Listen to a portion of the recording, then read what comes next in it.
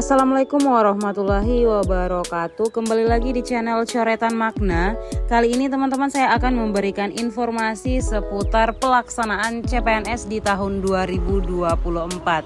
Buat teman-teman yang menyukai video ini silahkan di subscribe, nyalakan lonceng notifikasinya juga untuk mendapatkan informasi lebih lanjut terkait pengadaan CASN 2024. Buat teman-teman yang ingin mengikuti seleksi untuk CPNS maupun P3K, di sini kami menyediakan e-book untuk beberapa jabatan. Kalian bisa lihat jabatan-jabatan yang tersedia e-book beserta tryout-nya. Buat teman-teman yang berminat bisa menghubungi kontak yang ada di deskripsi video ini. Selanjutnya kita langsung ke informasi ya. Izin Bapak boleh dijabarkan bagaimana statistik pegawai non-ASN saat ini tuh seperti apa? Mungkin bisa Pak Yung. Assalamualaikum warahmatullahi wabarakatuh. Waalaikumsalam warahmatullahi wabarakatuh. Saya ingin bicara dulu sejarah kenapa sih muncul tenaga non-ASN ya. Jadi ketika tahun 2005 kita punya peraturan pemerintah nomor 48 tahun 2005. Itu mengatur tentang pengangkatan tenaga honorer menjadi pegawai negeri sipil. Karena pada waktu itu belum ada P3K. Nah ini merupakan tuntutan, keinginan dari para tenaga honorer pada waktu itu yang sudah mengabdi lama. Dia juga bisa memberikan kontribusi kepada negara, kemudian jasa-jasa juga tinggi, ingin diakomodir menjadi pegawai negeri sipil. Nah pada saat itu tentu pemerintah merespon secara cepat, lahirnya peraturan pemerintah 48 tahun 2005. Nah data yang ada di BKN kalau saya lihat, sebetulnya pertama kali dibuka pendaftaran itu hampir 1 juta, kurang lebihnya 950.000.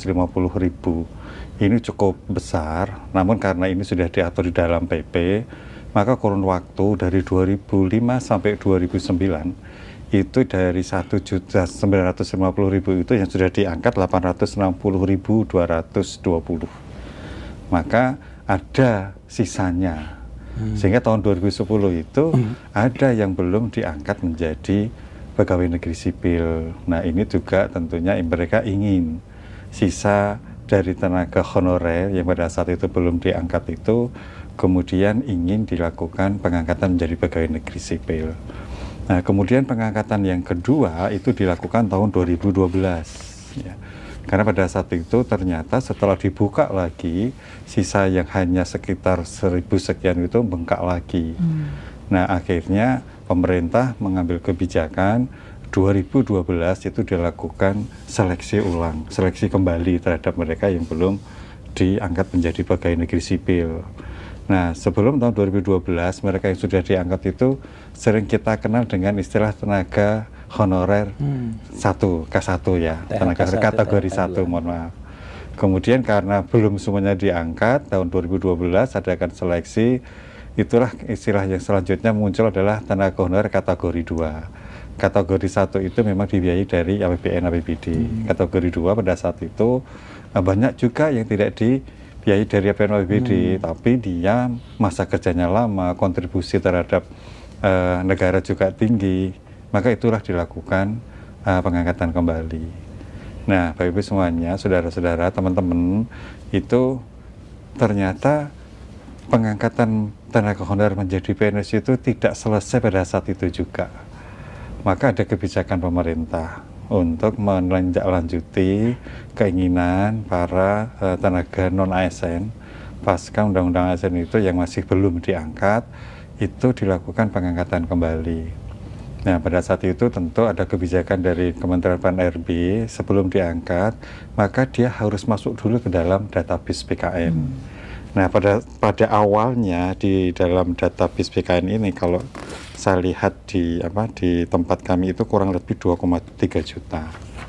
Dari 2,3 juta itu kemudian ditutup di tanggal 31 Desember 2022, nggak boleh lagi gitu ya. Nah dalam perjalanannya ada yang mereka mendaftar CPNS lulus, ada yang kemudian mungkin yang bersangkutan meninggal dunia dan sebagainya. Sehingga yang menjadi PR kita saat ini itu ada 1.789.050. Ini yang menjadi PR. Maka di dalam Undang-Undang ASN tahun 2023 itu pasal 66 mengamanatkan Jadi pemerintah wajib selesai melakukan penataan tenaga non-ASN dan sisa tenaga honorer K2 itu paling akhir di Desember 2024. Nah, tentu Kementerian Pan-RB bersama BKN dan instansi terkait mengupayakan itu segera selesai dilakukan penataan. Namun demikian, yang sisa jadi 1,7 ya, 1,7 itu ternyata juga belum bisa diselesaikan di tahun 2024 akhir karena punya kan penataan ya, tapi kita sudah punya komitmen termasuk dengan teman-teman di Komisi 2. Nah, kita buka pendaftaran dari 1,7 itu ternyata pendaftarnya juga belum semuanya bisa. Maka nanti kita buka lagi untuk yang tahap kedua. Jadi intinya itu, Mbak, kita punya PR sesuai arahan Presiden, 1,7 yang sisa di database BKN harus segera dilakukan penataan. Gitu. Baik Bapak, terima kasih. Berarti pemerintah ini nggak main-main juga ya Pak, usahanya dan upayanya nih untuk menyelesaikan penataan pegawai non-ASN ya Pak ya. Demikian informasi kali ini. Bagi teman-teman yang merasa video ini bermanfaat, silahkan di subscribe, nyalakan lonceng notifikasinya juga untuk mendapatkan informasi video terbaru selanjutnya. Sampai jumpa di video selanjutnya.